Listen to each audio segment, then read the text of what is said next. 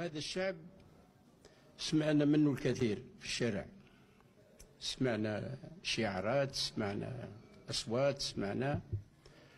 احنا اليوم كثير الناس اللي ذكروا القايد صالح.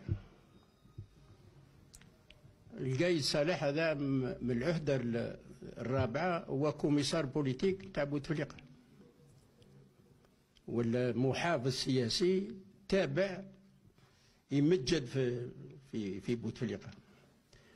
الآن القايد صالح يتهم الشارع باللي محرك من أطراف خارجية. هو الأول اللي راح للإمارات 3 خطرات.